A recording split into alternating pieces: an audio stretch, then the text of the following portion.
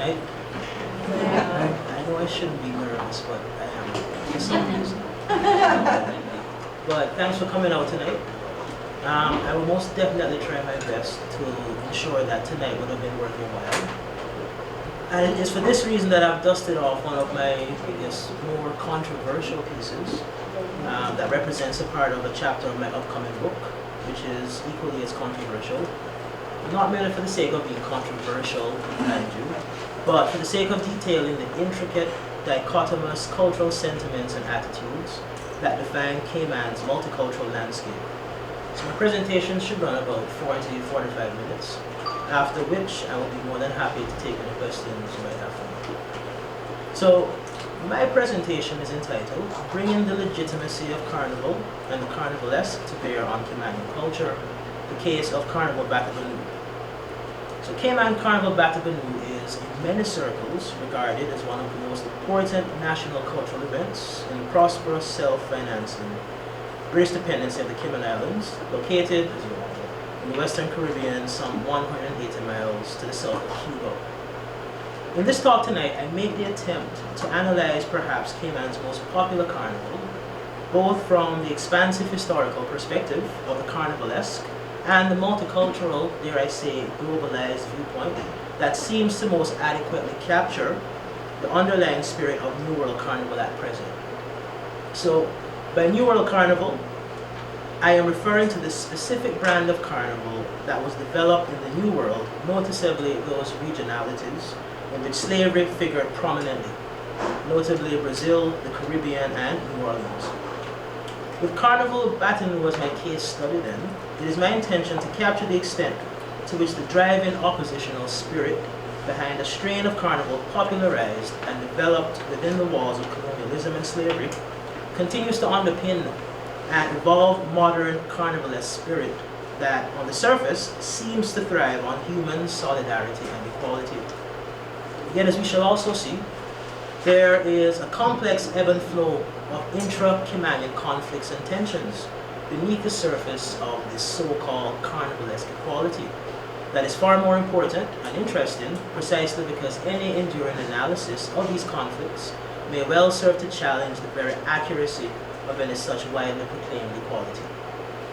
So let me begin tonight with the attempt to verify the historical specificity or the historicity of Batabanu, both the carnival and the word. It is difficult to locate the etymology of the word Batabanu. It is entirely possible that it is a word of Taino origin, or Taino origin, given that it has no designated meaning in Spanish, and considering also that it was the Spanish who assigned the word exclusively to perhaps the most important southern Cuban port town, Surgidero de Batabanu. Am I pronouncing that correctly? Right? Throughout the 18th and 19th centuries, the Spanish may have simply utilized a word that had already been a part of the vocabulary of the native Tainos they had encountered in Cuba. At present, the municipality of Batabanu, which comprises Surgidero de Batabanu and Batabanu City, lies to the southeast of Havana in the newly established Mayabeque province, which prior to 2011 comprised central and southern sectors of Havana province, whose northern segments were also renamed Artemisa province in 2011. Despite its continued importance as a communications hub for the islands off and around its Gulf, the islands and cays off and around its Gulf, Batabanu is now little more than an impoverished, underdeveloped fishing municipality, although marine tourism is somewhat of a mainstay. Yet given Batabanu's historically strategic significance as a coastal and thus economic capital, together with its close proximity to Cayman, it seems that the earlier inhabitants of Cayman, who were known to regularly navigate Cuban waters in search of turtle until the commencement of the 10 Years' War in 1868, had reappropriated Batabanu to fit a similar, if more Caymanian maritime particularity. So in the historical Caymanian context then, or in this historical Cayman context then, Batabanu refers to the tracks a female turtle makes as she crawls up the beach to lay her eggs, a ritual that would have been a familiar sight along the shores of the turtle-invested economy of Cayman in the 18th and 19th centuries especially.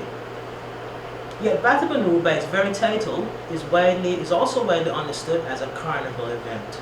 A Latin word, carnival, translated farewell to the flesh, and its multivalent carnivalesque spirit has existed since ancient times, even if the word carnival had not yet been created. So, when I use the word or the term multivalent carnivalesque spirit, I'm referring to a positive, liberating outlook on carnival that is not limited to a single interpretation or value system, but that is instead open to multiple, even conflicting values and beliefs, rendering this outlook necessarily multi-value or multivalent. So to give two ancient examples of this multivalency, certain sectors of ancient Greece often held orgiastic celebrations in accordance with their initially many and varied illegal interpretations of how their harvest god, Dionysus, also known as Bacchus, from which the word bacchanal is derived, should be celebrated and worshipped. While in predating ancient Egypt, the nobility initiated pagan festivals and celebrations that revolved around multiple interpretations of various cherished deities. So, carnival in its most general sense celebrates the body, the senses, and the unofficial, uncanonized, or hidden, dare I say closeted, relations among human beings that nonetheless exist. Towards a clarification of the foregoing, we may look to the groundbreaking work of Russian formalist Mikhail Bakhtin on carnival and other forms of medieval folkloric cultural expression. For Bakhtin, carnival as expressed in gluttonous feastings, decadent carryings on, sexual liberation, mysticism, dance, song, and music, parodying of regents in masquerade and the like, represented a celebration geared towards a temporary inversion of fixed genteel social values. In its modern, post-medieval, post-Renaissance manifestations, the underlying folkloric inverted essence of carnival has largely remained. According to the likes of Victor Turner, David Danow, Sir James Fraser, Andrew Pearce, Andrew Carr, among others. For Danow, I quote, carnival is defined by folk culture temporarily subordinating to itself certain hidden, embedded features of the official, so-called politically correct culture. End quote. Carr and Pearce were the first to write on New World Carnival and understood these hidden, embedded features as constitutive of a hierarchy based on fabled characters who were temporarily elevated to the level of the real or authentic.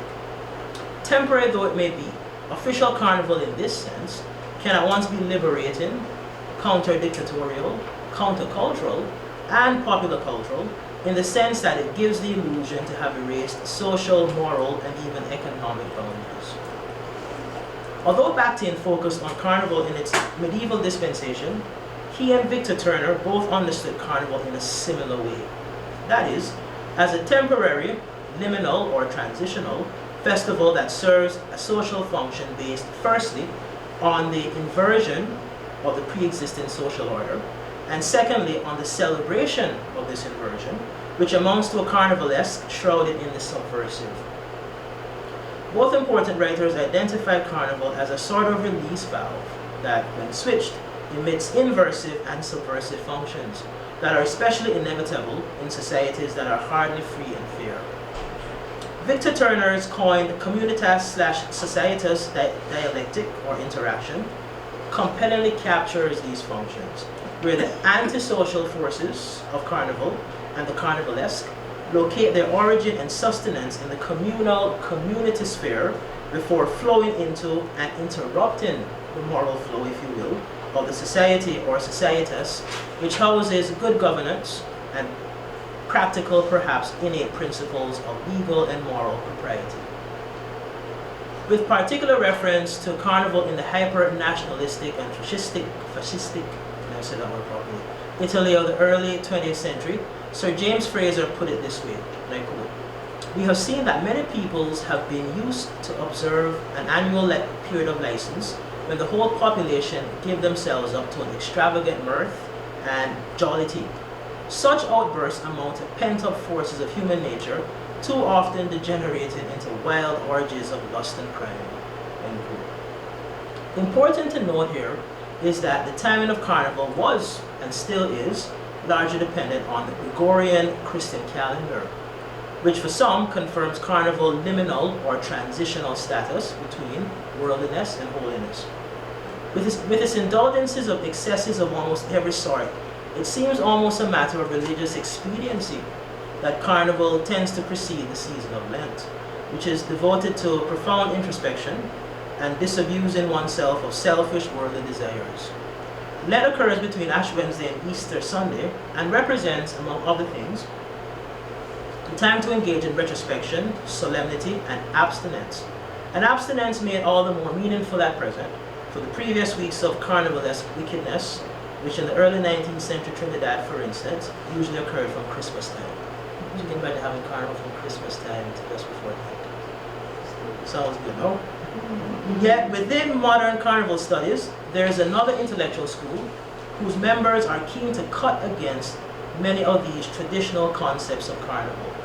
Richard Schechner, who is perhaps the school's leading proponent, rejects the liminality and marginality of modern New World Carnival, arguing instead that Carnival is now very much a mainstream event, both in its egalitarian properties and its commercial brandings, which are nothing less than enduring, ongoing cultural creations and features of globalization. Where globalization, it can be crudely reasoned, is not only built on a vast global network of economic and technological interdependence, but as well on the human multicultural interactions that come as a result of this interdependence. Like fellow members Brayton and Rollier, Schechner is aware that although the carnivals in the New World jurisdictions of Trinidad and Brazil now possess a logic substantively indebted to the modernizing forces of globalization, when analyzing these carnivals, one should also factor in the historical features and realities responsible for their very existence. Similarly, as it was part of my intention when conducting the research on which this paper is based, to attach the carnivalesque concept in its historical developmental sense to Carnival Batagaloo, I found myself reading up on the major developments of Carnival in the New World. In the cases of Trinidad and Brazil especially, we can trace the origins of Carnival at present back to the days of slavery, when slaves in these jurisdictions practiced their own form of slavery away from the version of Carnival practiced by their masters. Indeed, it was the incendiary, sexy, and subversive enslaved brand of Carnival that would become popular among the Trinidadian and Brazilian masses in the post-slavery era, and that would be built upon and modernized towards the beginning of contemporary globalization in 1945 and beyond. Notice here that while the slave-inspired carnivals of the historic New World were being branded with eternally negative, godless, and immoral characteristics by colonial authorities, who viewed slaves as a white man's burden in need of spiritual and moral upliftment no less, the enslaved masses and later the Creole elites continued to develop, solidify, and legitimate their carnival in cultural terms. There was a definite conflict of interest and ideologies at work during this time. But we cannot deny that the creolized manifestations of Carnival today, from the whining and gyrating to the unique costuming and characterizations, are unavoidably rooted in and compellingly legitimated by the experiences and hardships of my disenfranchised ancestors.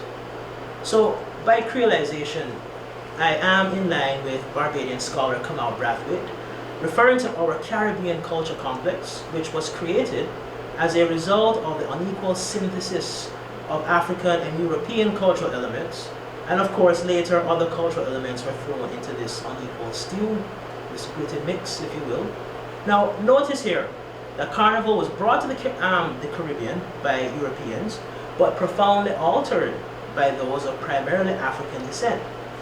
Caribbean Carnival, then, is at once a product of creolization. Although disagreements between the two camps abound, in many ways, Brathwaite's creolization is quite compatible with Cuban anthropologist Fernando Ortiz's transculturation, which maintains, and I quote, that colonization and by default slavery had initiated a creative ongoing process of appropriation, revision, and survival leading to the mutual transformation of two or more pre-existing cultures into a new, if you will, creolized one. End quote. Does this therefore not mean that when Caribbean folks practice Carnival at present, they are legitimately expressing an enduring part of their Creole heritage? Yet why are they often written off as an immoral, uncultured, and uncouthly lewd bunch in need of Jesus? Do you notice the almost accurate, ideologically split reflection of history on the present landscape of Caribbean Carnival? And for our purposes tonight, Carnival Batabanu, should certain extreme aspects of culture be seen as transgressions then, when we for a moment stop to consider that the cultures and religions brought to the New World from Africa were thoroughly discredited and demonized by the European master, who had a vested interest in spreading and solidifying the truth and objectivity of his own religio-cultural progress, a truth and objectivity that simmered and developed under the appalling circumstances of the subjugation of human beings, no less. A state of affairs that is today unquestionably viewed as godless and immoral, but that was righteously, philosophically, and scientifically justified by our most consummate moralist, a man by the name of Mr. Immanuel Kant, among others, as a matter of moral necessity, whose cultural ideas were more accurate in the colonial Caribbean context.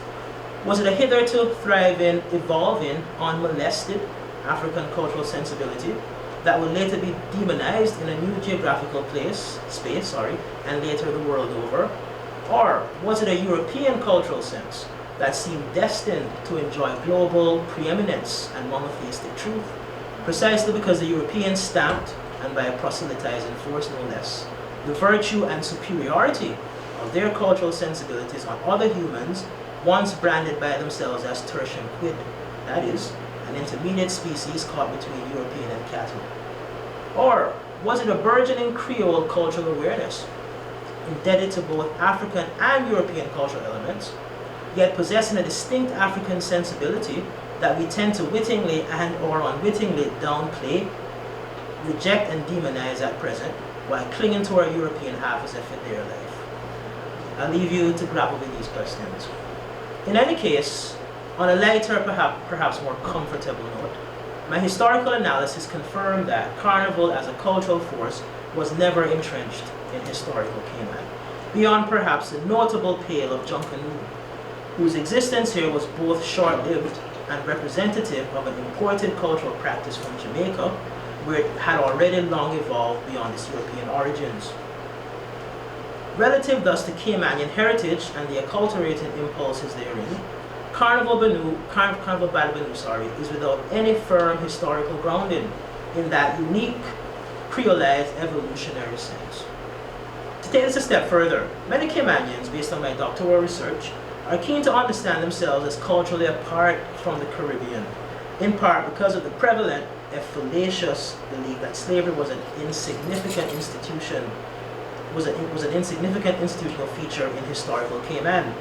Accordingly, we should anticipate the contradictory cultural positions that are bound to arise in the island's cultural lexicons and realities, relative not only to Batabanu, but indeed to the complete cultural edifice of Cayman, which is intensely multicultural and cosmopolitan, and is home to well over 100 nationalities. Accordingly, the enduring aspect of Cayman's historical reality, which Batabanu comprised, has been reappropriated in decidedly modern cultural terms. A reappropriation, as I recently stated, with no firm cultural historical basis. However, it is my contention that Carnival Batabanu can still be embraced as an authentic aspect of Caymanian culture by virtue of the fact that Caymanians are Caribbean people. Held within the first 2 weeks of every May since 1983, Carnival Batabanu was initially organized and solely promoted by the Rotary Club of the Cayman Islands, not so much according to them as a tourist attraction, but as a salute to Cayman's turtling heritage. According to its promoters, Carnival Batabanu was created as a cultural vehicle with which to celebrate youth and creativity. The very first Batabanu, a one-day event, was lost in obscurity, perhaps due to the visit of the great boxer Muhammad Ali on the same day. Like Trinidad's Carnival, plain mass is indispensable to the spirit of Batabanu at present, given that during 3 days, revelers parade elaborate costumes on equally elaborate floats or mobile platforms throughout the streets of West Bay and Georgetown. According to its official website, Batabanu is a true Caribbean tradition, a cultural kaleidoscope of music and dance pageantry with roots mirroring the region's diverse history of African and religious influences. The colorful costumes reflect our vibrant landscapes and traditions, and the music is the very rhythm of life in the islands. Batabanu is the Caribbean's cultural expression of the arts. End quote. Now, as temporary and trivial as the foregoing descriptions of Batabanu may appear, they do provide for an effective point of contrast between Caymanians who are accommodating to incoming peoples and cultures, and those Caymanians who are very much participants in a modern lifestyle, but who are anti-modern in their ideas concerning incoming alien multicultural sources and forces regarded as threats. Let us explore the sentiments and ideocultural positions of the latter type of Caymanian first. In 2008, for instance, a Caymanian expressed that the Batabanu Committee should give more local musicians a chance to showcase their talents. Is Batabanu about promoting Cayman culture, he asks, or is it about transplanting Carnival from one country to ours? One suspects that he was emphasizing the reality of the latter question summoned while stressing the need for the transformation of Batabanu in accordance with the former question. 1 month later, another Caymanian of high standing invoked these probing questions, imploring the Batabanu Committee to take note of them. Carnival is essentially not Caymanian, this Caymanian began, and has clearly not been embraced by all its people. Those who enjoy the making of costumes and teaching this craft to our children may be encouraged to pursue this for a more wholesome benefit. These ostensibly traditionalist, somewhat official assessments of Batabanu, official given the professional status of these Caymanians, encourages cultural tension in an otherwise multicultural jurisdiction. These Caymanians have made it clear that the carnivalesque manifestations of Batabanu are essentially not Caymanian, a declaration that automatically implicates some Caribbean expatriates in Cayman, and in whose original countries Carnival is more entrenched and historicized. Accordingly, because the spirit of Carnival has not been embraced by all Caymanians, thereby in no way reflective of the traditional basis of our Caymanian culture, such vague yet heartfelt understandings of Caymanian culture possess the potential to stand in intense opposition to the carnivalesque cultural sensibilities of, for instance, incoming Trinidadian, incoming Jamaican, incoming Bahamian. Similarly, in 2006, yet another high-ranking Caymanian expressed outrage at a video that was placed on the free-to video sharing site YouTube, which showed young people simulating sexual intercourse at a Batabanu street night. In this Caymanian's perhaps politically expedient mind, because festivals the likes of Batabanu and Paris Week were being officially sponsored by the government, any unwholesome behavior that occurred was not only being condoned by the government, but was presenting traditional Caymanian culture in an inaccurate, distorted, immoral light. This Caymanian's clear dislike for the lewd manifestations of these cultural events seems to be premised on his understanding that what occurs at the events is not all clean. Liquor is involved, he begins, and besides that, people are parading around half naked, showing body parts, and young men are going up behind young women, and women are going up behind young men. Another Caymanian proved as blunt as her fellow national. I make no apologies, she begins. What can be so cultural about people carousing and getting drunk in the street? Although different in degrees of intensity, the foregoing Caymanians have not, in their underlying concern, called for the complete annihilation of Batabanu. Rather, by implication or blunt expression, they're demonstrating a nationalistic desire to remake Batabanu into a more wholesome or Caymanian cultural institution. The words wholesome and Caymanian achieve a strange synonymy in this context, as if to say, one is a true Caymanian only if one is more wholesome. In an age where Caymanian traditions risk complete erasure, these Caymanians have demonstrated an unmistakable distrust for external cultural influences that seem to have both replaced and displaced an indigenous moral local culture. Indeed, this sort of distrust tends to occur when rapid transformations of a society weaken or destroy the social patterns for which old traditions had been designed. As such, the argument may be made that the sentiments responsible for such xenophobic distrust are inherently functional, which is to say that they function on the trauma of multiculturalism and its anti-traditional essences. The very functionality of anti-modern sentiments thus rests in the fact that they represent mental states that are generated by the external stimulant of multiculturalism.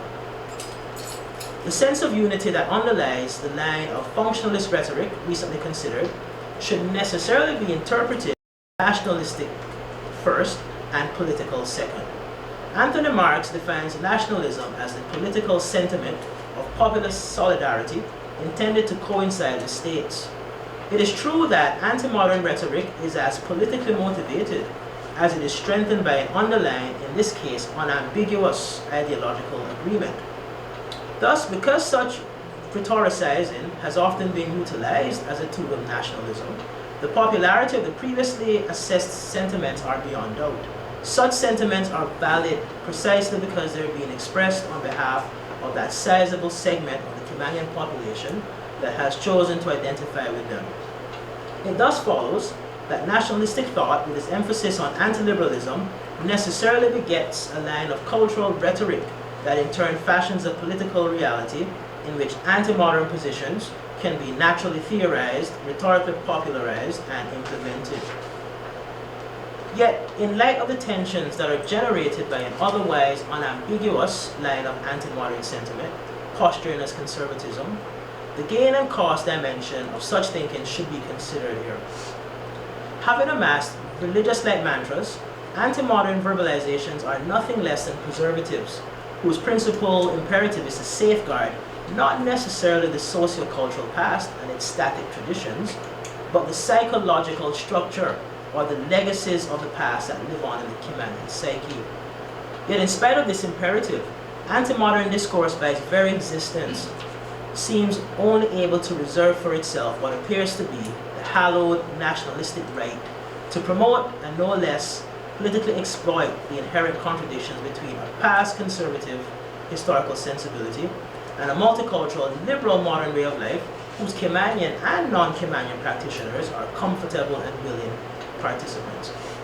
Notice that anti-modern discourse cannot strive to recast these contradictions as human cultural differences that can peacefully coexist within a constitutional framework genuinely dedicated to both the legal study and practice of cultural tolerance and civility, as well as the positive preservation of a local culture in its psychological and actual manifestations. Thus, anti-modernism's perceived gain is revealed in the psychological basis of its longevity, while the social and cultural tensions it generates in multicultural cosmopolitan settings come at the very real cost of cultural tolerance. As a corollary to the previous point, I am aware of the enduring importance of immigration control in a jurisdiction as small as Cayman's. But Cayman's success is substantively built on expatriate contribution and investment. But that Cayman's success is substantively built on expatriate contribution and investment, it becomes necessary to safeguard the expatriate's basic human rights, including his or her right to practice their culture within the legal boundaries of the state, of course. Susan George, for instance, argues that given the rich-poor disparities and corporate exploitation often caused by globalization, greater effort should be made to treat the incoming losers, so the blue-collar and menial workers, so Jamaicans come to mind here, Filipinos. So these incoming losers should be treated just as well as the prosperous winners, incoming investors, stockbrokers. This speaks to the globalization of human rights, which at its heart demands the foreign nationals' cultural, legal, and human equality. Yet, it is precisely for the anti-modern pronouncements directed at Batabanu that we must understand this carnival as a largely modern one that exists and thrives on the multicultural forces that come as a direct result of various emigration booms prompted by contemporary globalization. In this sense, Carnival Batabanu transcends the limited cultural and geographical spaces in which the unassuming Caymanian ancestor was allowed to develop largely unmolested, and figures as an inevitable byproduct of our modern age that is increasingly touted as a global, borderless age. Terms that seem blissfully unaware of the prejudices and pejoratives that are stamped all over globalization, and as a matter of course, certain immigration streams. Nonetheless, the shaping external capitalistic forces of a modern cultural logic, appreciated and embraced by another type of Caymanian relative to Carnival Batabanu, do not amount to a mortal sin, as many other prosperous nationalities are keener to live in the liberating, cosmopolitan present than the restricting, beleaguered, actually dead past. But as we have seen, such forces do represent elements of confusion for many traditionalist Caymanians at present. When, for instance, Executive Director of Batabanu, Donna Mary Stevens, used such words as entertainment, spectacular, and quite a blast in her vivid depictions of Batabanu, one could not, and indeed cannot, help but to visualize a marketability concept over the cultural concept. The pushing of a product for the sake of maximum profit. This initial understanding certainly dovetails with what many traditionalist Caymanians have expressed. That is, that the carnivalesque aspects of Batabanu are not really Caymanian, but created by and for, respectively, external forces and groups. Cayman is not at all unique in this sensationalizing of culture, but is similar to the likes of Trinidad, Brazil, among others, whose cultural festivals, although retaining the brunt of their shaping historical essence, have progressively been transformed into markets for overseas revenue. With the foregoing in mind, Mrs. Stevens helps to direct my argument in a specific direction by way of her letter to the editor entitled Misunderstood Batabanu Promotes Unity. In her initial analysis, she situates Cayman Batabanu in the wider culture of good times. And I quote, Carnival is a religious festival celebrated worldwide. It is a time when everyone can get together, set aside all differences regardless of religious belief, race, color, social or economic achievement, and come together as one for a period of time. End quote.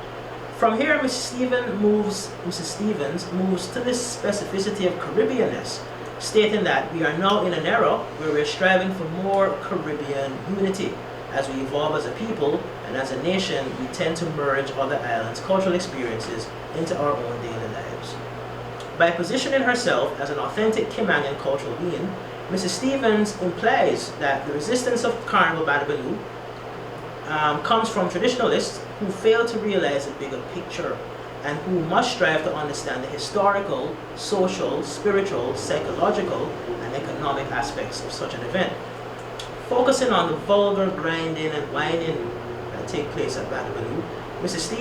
Stevens warns her readers to render your hearts and not your garments, hinting at the understanding that despite the selfish babblings of intolerant traditionalist Caymanians, the liberal Caymanian carnivalesque spirit is culturally pure and accurate, regardless of any scanty immoral costumes, although she is quick to point out that such costumes and the dancing that takes place at Batabanu can be offensive to some bystanders.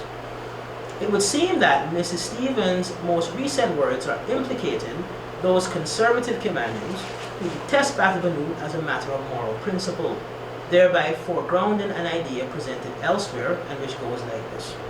Liberal cultural Caymanians do not necessarily hold hard and fast to traditionalist values, but veer more towards postmodern understandings of cultural equality, regardless of any perceived immoral manifestations inherent in such understandings.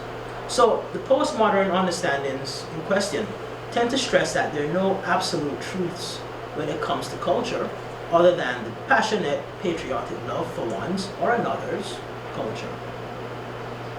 Mrs. Stevens' views find sympathy with Sarah Collins's modern Caymanian cultural outlook.